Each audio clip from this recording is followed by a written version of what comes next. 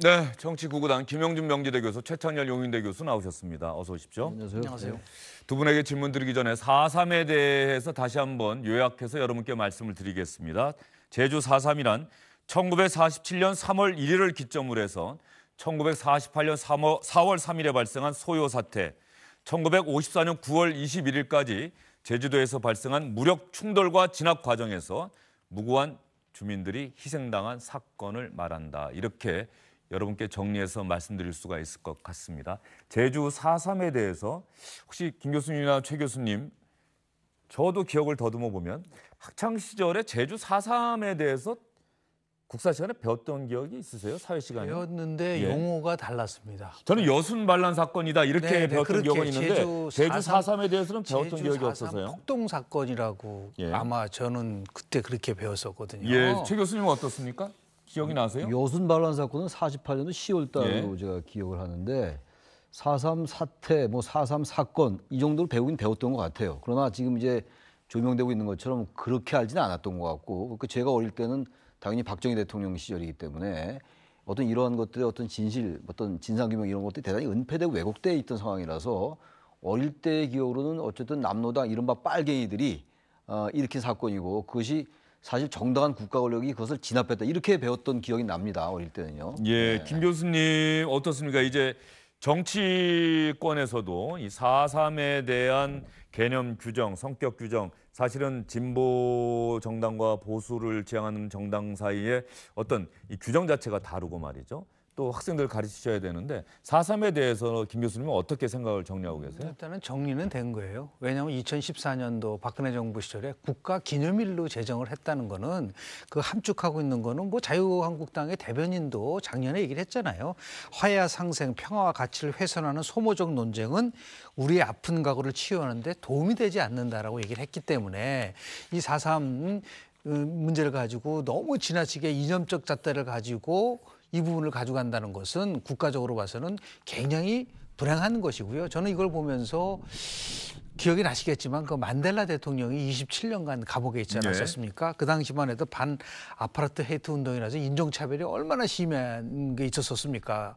94년도에 만델라가 대통령이 되면서 국가폭력 가해자에 대해서 진심으로 사과해야 된다. 그리고 진실을 밝히고 화해하자 해서 진실과 화해위원회를 만든 그런 부분들이 있거든요. 그래서 국가 차원에서 이제 2000년도 4.3 제주특별법이 만들어지고 4.3 평화공원도 만들어지고 2014년도에 국가에 있어서의 기념일로 제정을 했다고 한다면 이것은 우리 그 현대사에 있어서의 이 비극을 이제는 화해하고 평화를 가는 쪽으로 우리가 승화 발전시킬 수 있는 그런 계기로 삼아야 된다고 저는 봅니다. 조금 전에 김영준 교수님께서 지난해 자유한국당 대변인의 논평을 이야기를 해주셨는데 한번 화면 준비돼서 한번 보여주세요. 다시 한번 여러분께 보여드리겠습니다. 지난해 자유한국당 당시 김성원 대변인의 논평입니다. 일부에서 아직까지 이념적인 잣대로 제주도민의 가슴을 두 번 멍들게 하고 있습니다. 화해와 상생, 평화의 가치를 훼손하는 소모적인 논쟁은 우리의 아픈 과거를 치유하는 데 도움이 되지 않습니다. 지난해 4월 3일은 아마도 대통령 선거를 앞둔 시점이다 이렇게 볼 수가 있을 텐데요. 그렇다고 한다면 홍준표 대표의 페이스북에 올린 글을 다시 한번 또 여러분께 보여드리도록 하겠습니다. 오늘 홍준표 대표가 올린 글입니다. 제주 양민들이 무고한 죽음을 당한 날과는 아무런 연관이 없는 좌익 무장 폭동이 개시된 날이 4월 3일이다.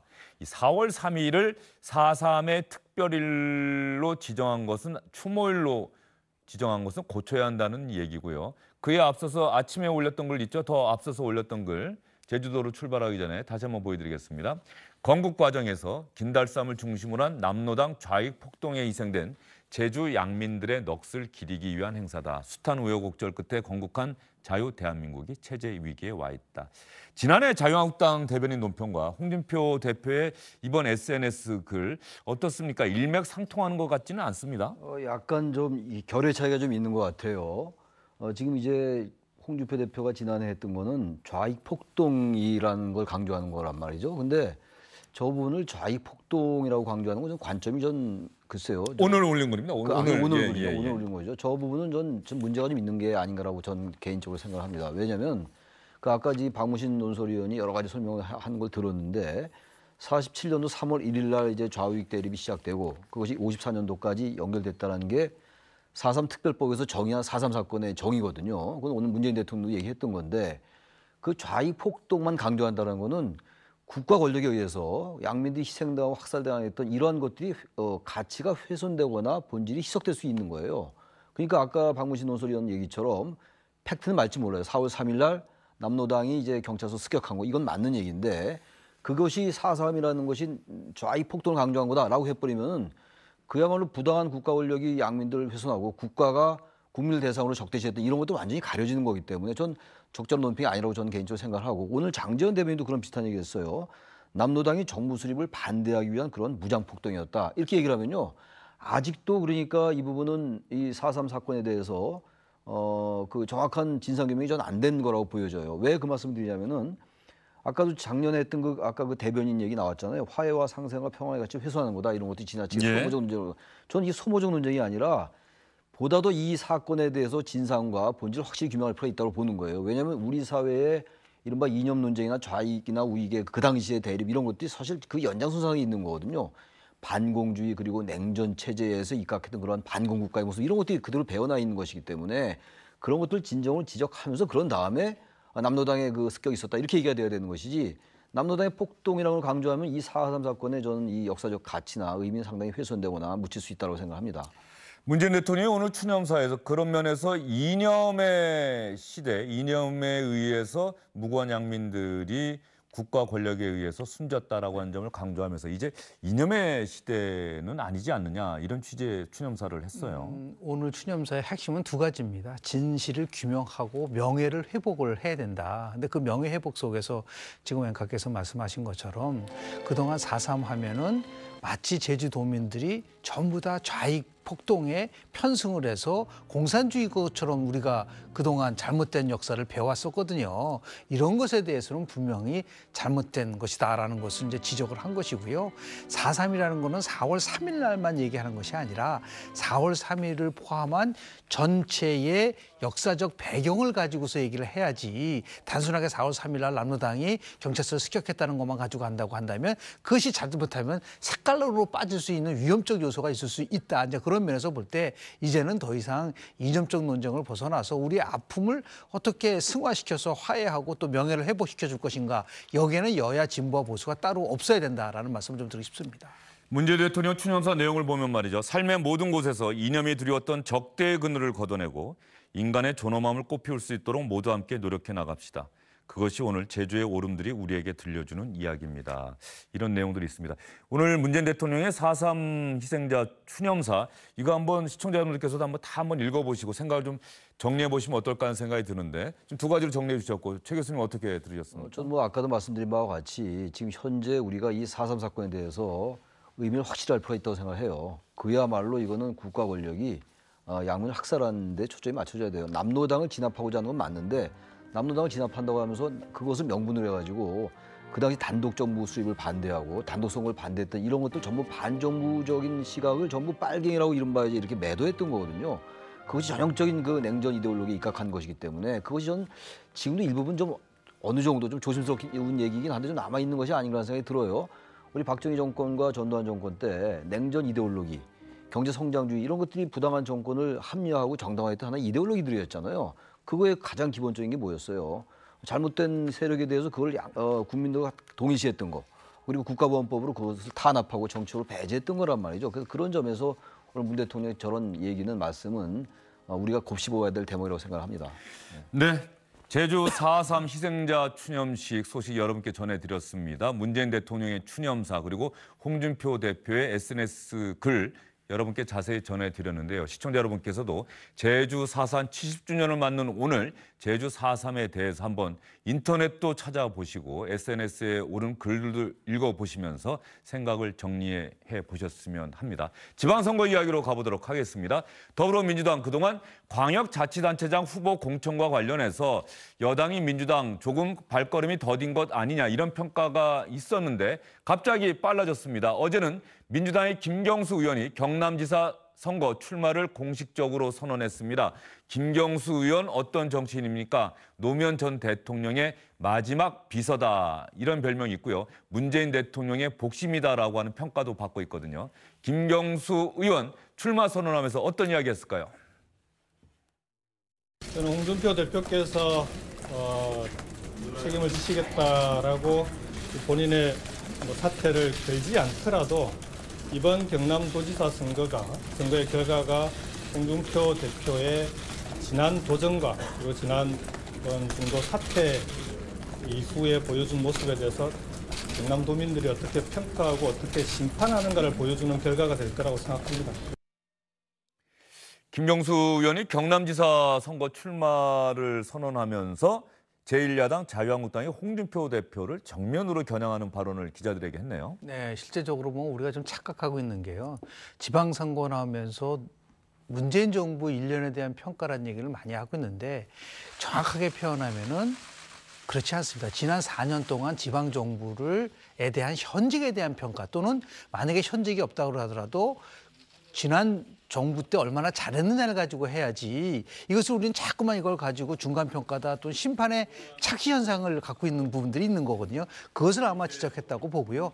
이번 지방선거의 최대 승부처는 수도권 못지않게 저는 PK 쪽이라고 봅니다. 지난 대선에서 경남 지역은 문재인 후보가 홍준표 후보에게 0.5%포인트 차 그야말로 좀 박빙이었었거든요. 예. 그리고 부산은 6.7%포인트로 오히려 문재인 후보가 이겼습니다. 만약에 PK 지역에서 어떤 결과 나올지 지켜봐야 되겠지만은 지역주의가 과연 패권 정당 체제가 무너지느냐 아니면은 이것을 토대로 해서 물론 문재인 정부의 향후에 국정 운영에 동력을 갖느냐 안 갖느냐 이런 것도 중요한 잣대가 될 수 있을 수는 있겠으나 결국은 지방선거에서 가장 핵심 만약에 선거가 심판이라고 한다면 심판의 대상을 어떻게 삼을 것이냐에 대해서 우리가 한 번 정도는 숙고해 볼 필요가 있지 않나 생각을 하게 됩니다. 김 교수님 말씀에 최 교수님 생각은 어떻습니까? 뭐 당연한 말씀인데 좀 그럼에도 불구하고 지방 제1야당인 자유한국당에서는 문재인 정권 1년에 대한 심판이라고 얘기하고 있는데 거기에 대해서는 두 분 다 동의하지 않으시는 겁니까?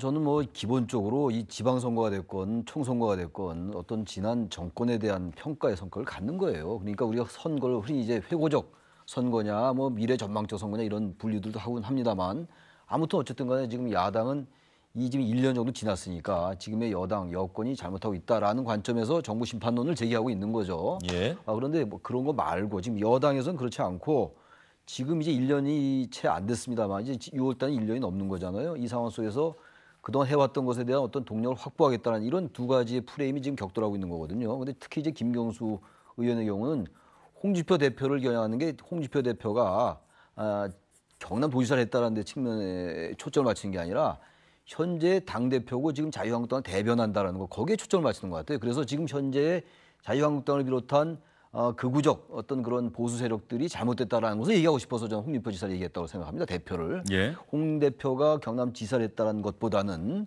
그 점을 맞추면서 그러나 어쨌든 그것이 중첩되고 있기 때문에 중요한 것은 아무튼 지방선거에서 각 지역별로 차별화가 되겠습니다만 기본적으로는 정권에 대한 어떤 국민들의 지지 이런 것들이 상당히 반영될 수밖에 없다. 현실 정치에서 이렇게 생각합니다. 예.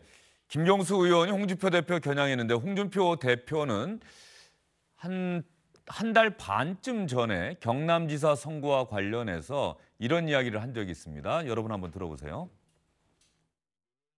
이번 경남지사 선거는 제1야당 대표 홍준표의 신임을 걸고 치를 것입니다. 고향 사람들이 홍준표를 재신임해 줄 것인지 여부를 물을 것입니다.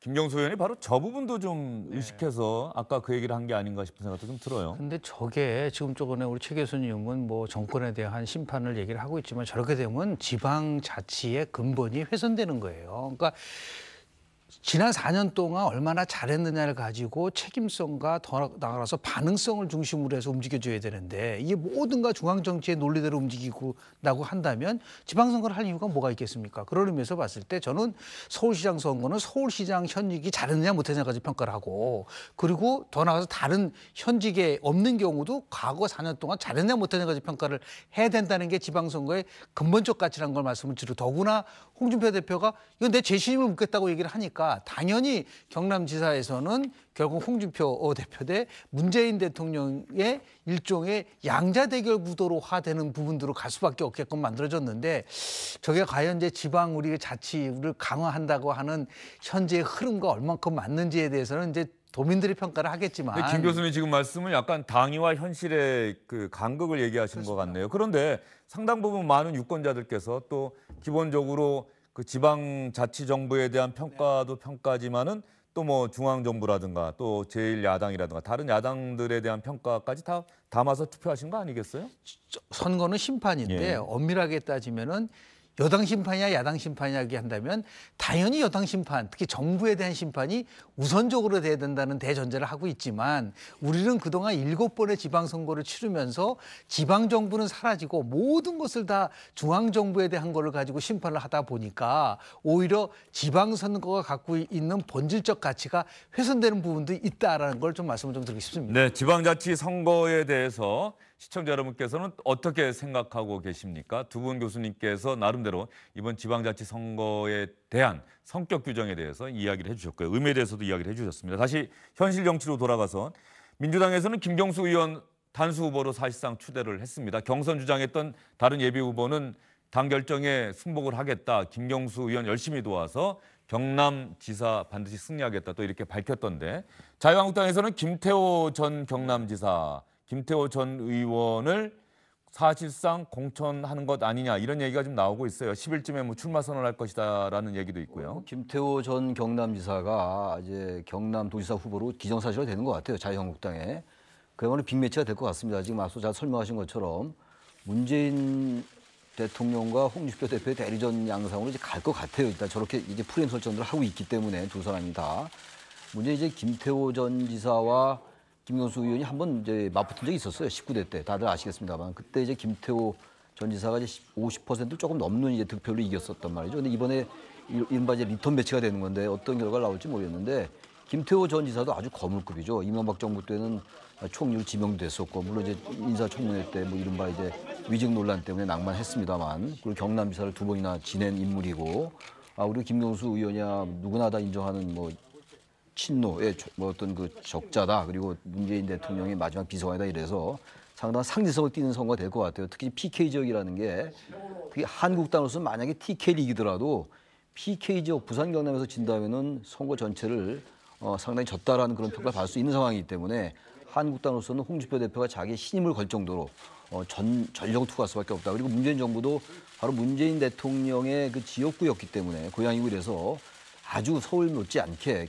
경남 특히 이제 이 경남도지사 선거가 이번 지방선거에 아주 커다란 어떤 중요한 관심거리가 될 것 같습니다. 김태호 전 의원 같은 경우는 이번 경남지사 선거 출마 결심을 굳힌다고 한다면 사실상 정치적 재기를 모색하는 하나의 기회다 이렇게 볼 수가 있을 것 같고요. 김태호 전 지사도 사실 큰 꿈이 있었던 정치인이다라는 게 일반적인 평가 아닙니까? 그렇다고 한다면 김경수 의원도 이번 경남지사 선거를 하나의 디딤돌로 삼아서 더 큰 꿈을 이룰 수 있는 또 계기가 되지 않을까 이런 생각도 할 수 있을 것 같습니다. 예, 그야말로 이제 빅매치입니다. 김태호 전 의원 같은 경우는 지난 20대 총선에서 오히려 불출마 선언을 했습니다. 그 내용을 보면은 다시 더 많이 공부를 해서 자신의 역량을 강화하겠다라고 얘기를 하지 않았었어요. 그 말은 뭐냐면 차기 대선에서 자기가 역할을 해보겠다라는 부분이 있는데 결국 이제 지금이 2018년이고요.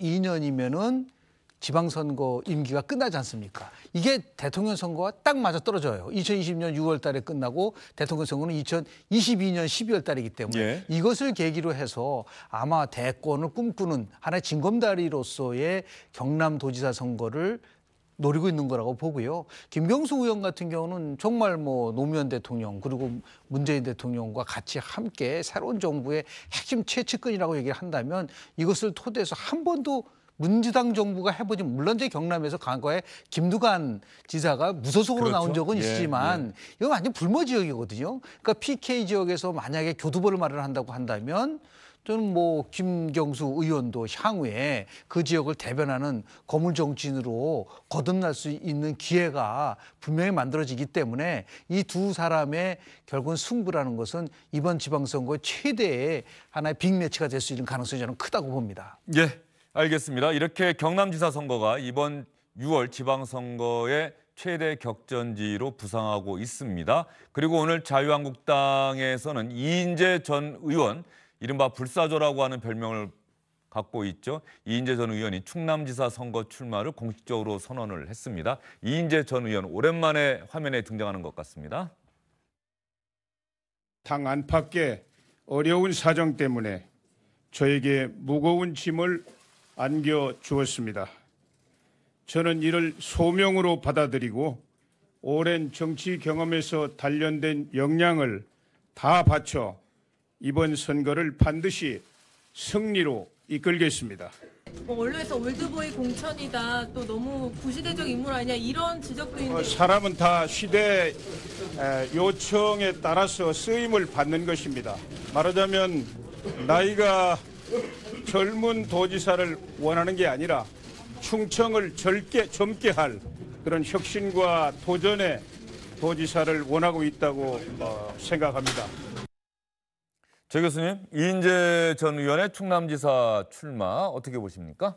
아까 이제 불사조란 말씀하셨는데 이인재하고 이제 피닉재 이렇게 얘기하잖아요. 피닉스하고 이인재 합쳐서 그러는데 정말 만약 이번에 당선되면 피닉재를 입증할 것 같아요. 육선 의원 아니겠어요. 그리고 당적도 많이 옮겼어요. 뭐 16개의 당적을 갖고 있다고 많이 하네요. 옮겨서 언론으로부터 사실 뭐 비판에 직면한 적도 많이 있는 걸로 제가 알고 있는데 충남지사 선거는 사실상 이번에 그 민주당에 뭐 안 좋은 일이 있었잖아요. 안희정 지사 관련해 가지고 그 일이 있기 전에는 굉장히 어려운 선거였던 것 같아요. 그러나 일단은 이제 이인재 전 지사가 출마를 만약에 기존에 저렇게 이제 선언하고 이런 상태에서 뭔가 해볼 만한 선거라는 생각을 한국당이 가질 것 같긴 합니다. 이인재 전 지사가 아무튼 저력이 있는 정치인이니까. 그러나 중요한 거는 충남에서 이번에 그 선거 개정안 낼 때 지금 정부가 말이죠.